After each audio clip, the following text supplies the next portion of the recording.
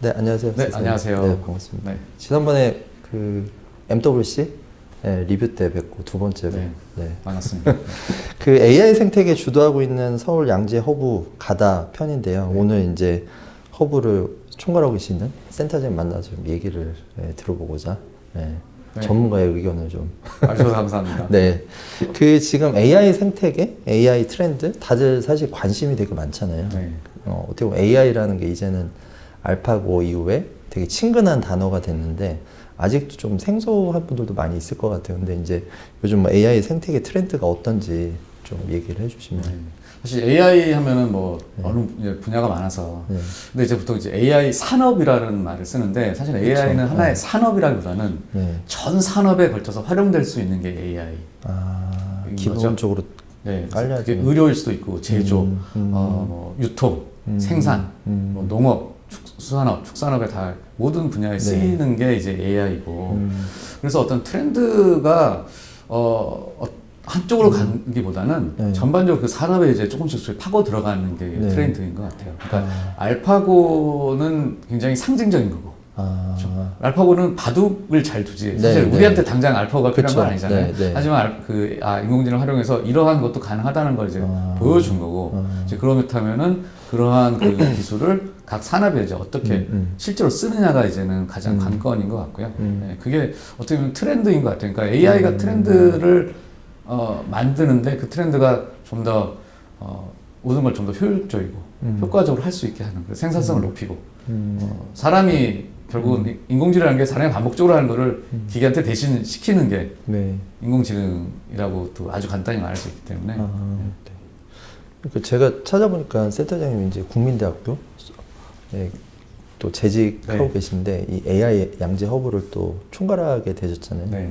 또 이제 하시게 된 좀 그런 계기, 배경, 네. 전문가적인 좀 그런 것도 있을 것 같고요. 네. 네. AI 양조부는 서울시에서 이제 운영하는 기관이고요. 네. 네, 이제 서울시가 국민대학교에 위탁을 해서 국민대학교가 이제 AI 양조부를 운영하고 있고 처음 만들어진 거는 2017년 말에 만들어져서 네. 2020년 6월까지는 카이스트가 운영을 했었고요. 2020년 7월부터 이제 국민대학교가 이제 운영을 에트리와 함께 같이 운영을 하고 있고요. 작년부터네요. 네, 작년 7월부터 운영하고 있고 저는 이제 국민대학교 소프트웨어융합대학 교수이면서 이제 여기 센터장을 이제 같이 하게 된 거죠. 네. 그러시구나. 네.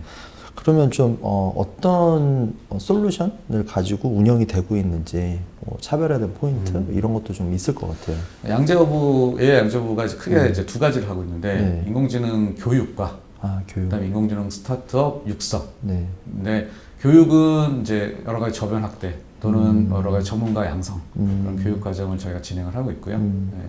그리고 그 스타트업 육성은 저희 이제 공간에 양재부의 공간에 약 현재 한 100여 개의 기업 스타트업이 모여서 같이 이렇게 일을 하고 있고 그렇게 가장 큰 이제 저희의 지원 방향인 거죠. 아까 그 교육 부분은 참여할 수 있는 대상이 좀 정해져 있나요? 아닙니다. 그 교육은 당연히 모두한테 오픈이 돼 있고요. 네, 네. 서울시에서 하는 거기 때문에 당연히 무료 교육이고 네, 그래서 하지만 그 교육의 학생 대상 인원이 이렇게 모든 교육이 많은 게 아니기 때문에 네, 네. 어떻게 이제 선착순으로 지원을 하시면 네, 거기서. 경쟁률이 상당히 높겠네요. 그 프로그램마다 다르고 저희가 굉장히 다양한 프로그램을 하고 있습니다. 네, 그래서 네, 뭐 네. 청소년을 대상으로 하는 인공지능 교육부터 또는 아주 고도의 그 개발자 교육까지 다양하기 때문에 그 프로그램에 각자 맞는 프로그램에 지원을 하시면 이제 그 수강을 하실 수 있는 거죠. 처음 AI를 접하는 대상부터 전문가까지 네. 다양하게 다양한 프로그램이 있습니다. 아까 이제 한 100여 개 기업이 입주했다고 했는데 기업을 지원하는 이제 프로그램들이 사실 스타트업 지원하는 센터들 많이 있잖아요. 많이 있죠. 근데 이제 AI 그리고 양재만의 좀 차별화된 포인트가 있다면 가장 큰 거는 그 일단 인공지능에 특화된 스타트업이 모여 있는 곳은 사실은 아, 유일한가요? 유일하다고 알고 있고요. 네, 네. 물론 이렇게 있겠지만 이렇게 100여 개의 인공지능 하는 스타트업이 모여 있는 네. 것은 유일하고 네. 그렇기 때문에 그 안에서 시너지가 굉장히 많이 일어나죠. 아, 기업 간. 기업 간에. 이게 뭐 같이 꼭 비즈니스를 한다기보다도 네. 사실 인공지능이라는 게 굉장히 새로운 분야고 서로 부족한 점들이 많은데 그 부족한 점들을 이렇게 뭐 자연스럽게 협업도 하고 지원 옆 회사와 도와주고. 같이 얘기하다 보면 솔루션이 나오기도 하고 도움을 받기도 하고 그것이 네. 뭐 꼭 비즈니스가 아니더라도 네. 여러 가지 그런 그 좋은 선순환이 큰 효과가 일어나는 거고요. 뭐 그리고 굳이 아주 작은 걸 얘기하자면 이제 인공지능을 하는 기업에서는 특히 이제 무슨 말은 이제 GPU라고 하는 그 이제 컴퓨팅 리소스가 많이 필요한데 네. 그거를 저희가 이 서버를 설치할 수 있는 네, 네. 저급한 서버룸도 저희가 이제 제공을 하고 있고. 있는 거구나. 그럼 실제로 뭐 기업들 간 그런 협업을 통해서 비즈니스를 한 경우도 있나요? 네, 경우가 있고요. 네. 네. 일단 저희가 실제로 그런 협업을 장려하기 위해서 네. 지원하는 그러니까 어느 정도의 그 예산을 활용해서 그런 활성화 사업이 활성화. 활성화하는 것도 프로그램도 있고 네. 그렇지 않더라도 이 인공지능이 굉장히 서로 좀 다시 얘기를 하면 네. 그 인공지능을 조금 더 정의를 하면 네. 이제 결국 기계학습. 요즘 기계학습. 많이 그리고 결국 더 나와서 딥러닝, 네, 네. 알파고가 했던 네, 딥러닝. 네, 네. 근데 그거에 근간되는 기술이 이제 비전 인식, 컴퓨터 비전 하고 그다음에 이제 그 텍스트 처리, 흔히 말하는 이제 자연어 처리 네, 네. 두 가지로 나눌 수가 있는데 그걸 둘 다 잘하는 기업은 별로 없습니다. 왜냐하면 하나만 해도 어렵기 때문에 하나에 더 초점을 두는데 어떻게 인공지능 서비스를 만들려고 하다 보면 네. 결국은 두 가지가 다 필요하게 되는 경우가 많죠. 그러다 보니 그러면 NLP, 자연어 처리를 잘하는 그쪽에 특화된 기업이 있고 비전을 특화된 기업이 있으면 그 둘이서 만나서 협업을 할 수밖에 없는. 네, 근데 이제 저희가 만들어진 지가 얼마 안 됐기 때문에 네, 네. 앞으로 계속 그런 케이스는 더 나올 거라고 기대를 하고 있습니다. 그렇구나. 그러면 양재허브에 이제 주요 기업들이 아까 100여 개 정도 있다고 했는데 좀 주목할 만한 뭐 나중에 이제 1조 이상의 가치를 가져갈 만한 기업이 눈에 보이실 것 같아요. 글쎄 뭐 제가 그 보이면은 네, 투자 뭐 어떻게라도 뭐 네, 하겠는데 그걸 어떻게 알겠습니까? 그런데 이제 네. 그 흔히 이제 뭐 100여 개의 기업이 있는데 네. 그 기업들이 어떤 사실 분야에서 일을 하는 어떤 분야의 서비스를 만들고 네, 있냐면 인공지능 하면은 생각나는 것들이 있을 거예요. 네. 인공지능을 이렇게 활용할 수 있을까? 저렇게 활용할 수 있을까라는 생각인데 아마 그렇게 생각나는 것들을 하는 기업이 꼭 하나는 있습니다. 그래서 굉장히 다양한 서비스나 제품을 만들고 있고요. 의료부터 시작해서 제조, 유통 이런 다양한 분야에서 다 하고 네, 있는데 네, 네. 어떤 기업이 과연 이제 앞으로 유니콘이 될까는 지금 보기보다 사실 이제 그게 저의 역할이 양재협의 역할이 그런 기업들이 나올 수 있도록 지금 이제 초석을 깔아주는 게 저희의 일이고 그렇고 몇 가지 이제 뭐 지금 이제 생각나는 예를 들면 네, 주요 기업이 있어요. 네, 주요 기업이라고 사실 다들 굉장히 네, 네. 다양해서 그쵸. 100개를 다 얘기할 수는 없지만 그냥 좀 분야별 네. 기업. 굉장히 네. 아주 그 기술에 초점을 둬서 네. 실제로 인공지능의 모델링을 전문적으로 하는 기업들이 있고요. 네. 굉장히 기술 지각적으로 고도의 어려운 예측 작업들, 그래서 흔히 말하는 주가 예측, 여러 가지 다양한 사실 이제 인공지능이 네. 라는 게 기존에 있는 여러 데이터를 활용해서 그걸 가지고 미래를 예측하는 거. 그렇죠. 가 굉장히 큰 어떤 인공지능 네, 역할 네. 중에 하나인데 네. 그런 역할 예측하기 위해서는 굉장히 아주 정교한 모델, 정교한 알고리즘이 필요한데 이제 그런 그 모델이나 알고리즘을 개발하는 회사들. 이름이요? 그런데 몇 군데가 있어요. 있어요? 네, 몇 군데가 있어요. 그런데 몇 군데가 있고. 네. 네. 또 그리고 네.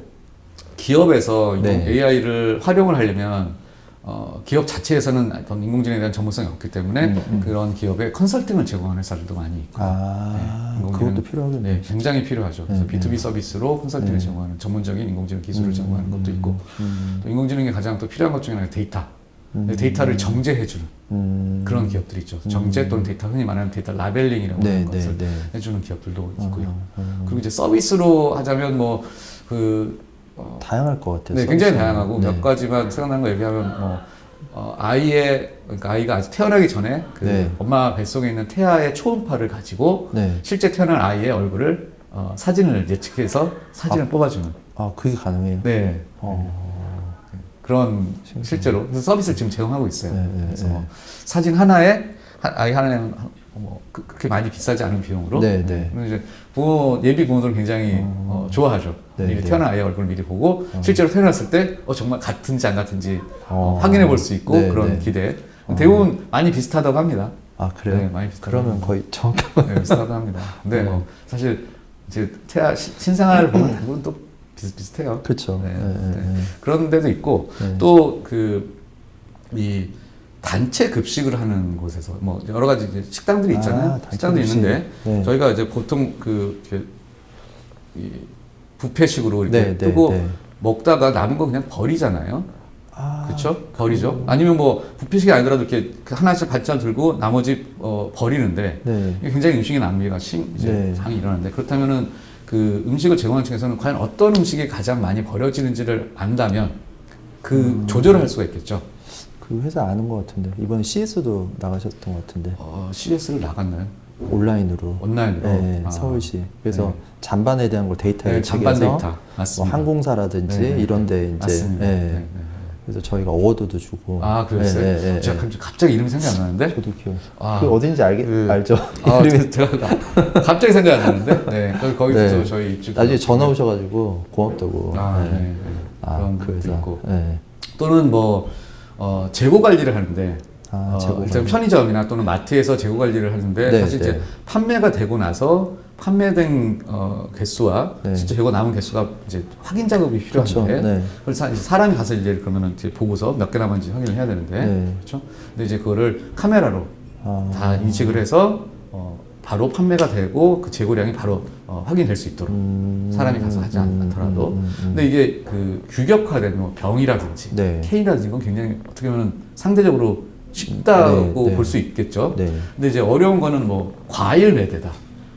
그쵸. 오렌지가 쌓여 있는데 그런 거는. 오렌지가 지금 몇 개 남아 있을까? 네, 네. 이런 것들을 이제 그 비전 기술을 사용해서 오. 그 재고 관리를 도와주는 뭐 그런 스타트업도 있고요. 그러면은 그 센터님 생각했을 때 약간 이 AI가 접목된 아까 얘기한 소비재 산업군으로 봤을 때는 좀 네. 어떤 영역이 좀 제일 가치가 있다라고 좀 그거는 되게 어려운 질문 같아요. 아까 물류도 그렇고 뭐 메디칼 쪽 되게 다양하게 다 네. 접목이 되고 있는데 그래도 뭐 파이나 이런 거를 봤을 때 좀 어떤 영역이 좀 지금 그래서 이건 제 굉장히 어떻게 보면 그냥 주관적인 감이 느낌이 건데, 있으시잖아요.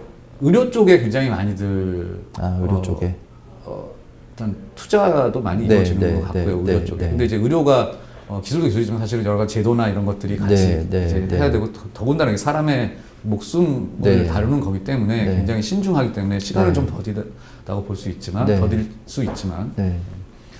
그리고 뭐 사실 뭐 그리고 제조 쪽에 이제 많이 또 제조 쪽에 제조 공장이 굉장히 그 컨트롤이 된 환경이기 때문에 사실은 스마트 인공지능을 팩토리 뭐. 활용하기에 가장 편한 곳일 수 네, 있어요. 네, 네. 예측이 가능. 그러니까 네, 네. 그 제한된 환경 안에서 돌아갈 네, 때 네. 사실 우리가 일상생활을 하는 거를 인공지능이 그쵸. 파악하기에는 너무나도 변수가 많겠지만 네. 공장 환경은 변수가 아무래도 상대적으로 적기 때문에 네. 실용적으로 사실 그렇게 해서 네. 굉장히 큰 그 M&A도 이루어지고 있고요. 네, 네. 네.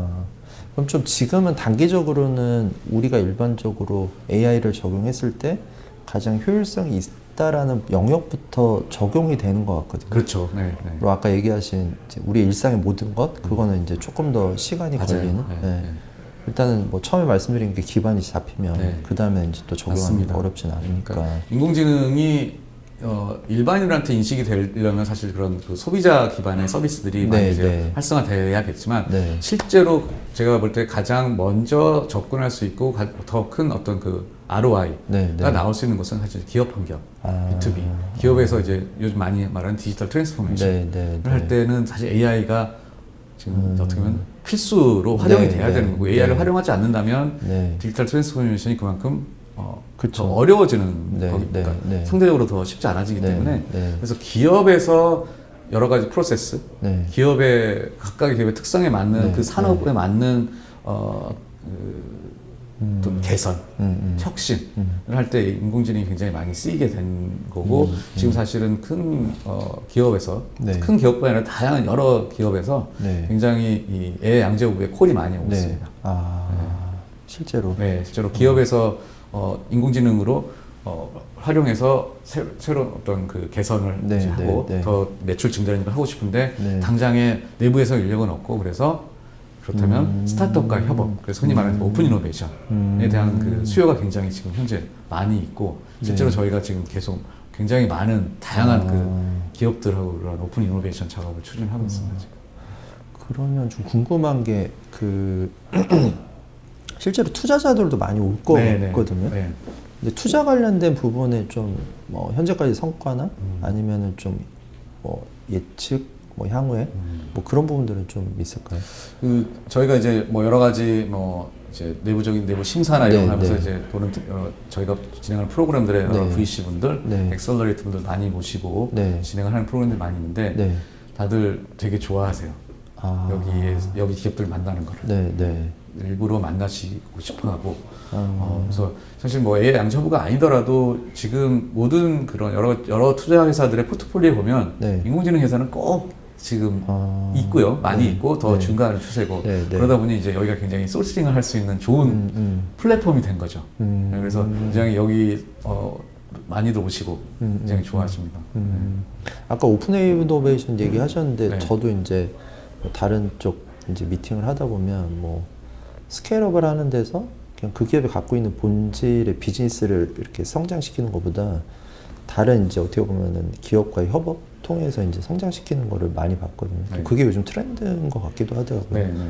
투자를 받기보다 그걸 더 선호하는 분들도 계시고 네. 그런 부분에 좀 허브에서 좀 어떤 그림을 좀 그리우신 게 있는지. 저희가 그러니까 굉장히 좀 구체적으로 진행을 네, 하고 네, 있고요. 네. 오픈 이노베이션이라는 게 이제 그 기업에서 물론 역량이 없어서가 아니라 네. 그 외부의 어떤 새로운 그 뭐 문화일 수도 있고 네.